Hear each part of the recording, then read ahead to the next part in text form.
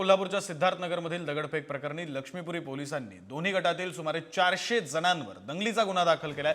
400 पैकी 31 जणांची ओळख पटवण्यात पोलिसांना यश आलंय।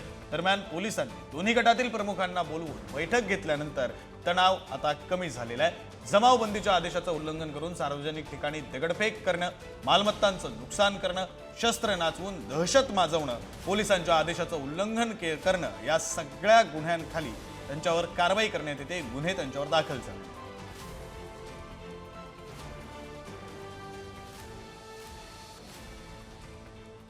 राजा छत्रपती शाहू महाराज आणि डॉक्टर बाबासाहेब आंबेडकरांच्या संविधानाप्रमाणे चाललेला समाज आहे। हा समाज कालही एक होता, आजही एक आहे आणि उद्याही एक असेल।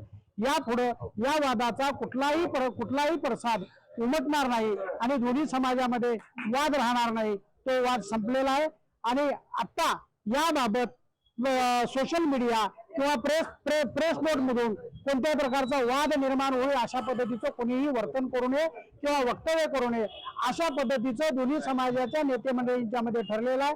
दोन समाजामध्ये कधी भेद नव्हता, आजही नाही आणि उद्याही होणार नाही। कारण आम्ही सर्वजण बहुजन समाज आहे आणि बहुजन समाज आम्ही कोल्हापूरच्या बहुजन समाजाने कायम एकच आम्ही पाहिलेला आहे की या कोल्हापूर नगरीतून राज्याला एक चांगला संदेश देण्याची भूमिका आम्ही सर्व पदाधिकाऱ्यांनी या ठिकाणी घेतलेला आहे।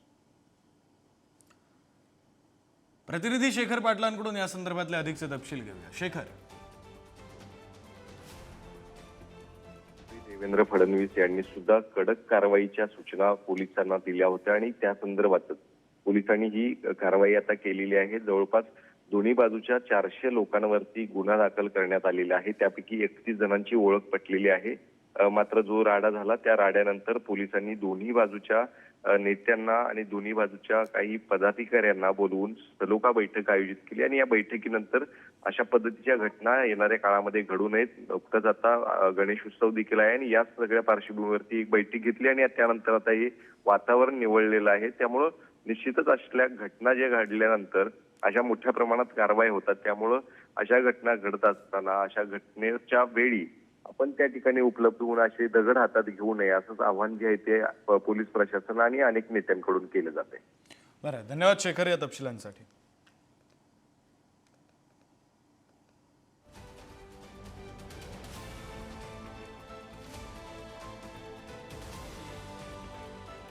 Thank you.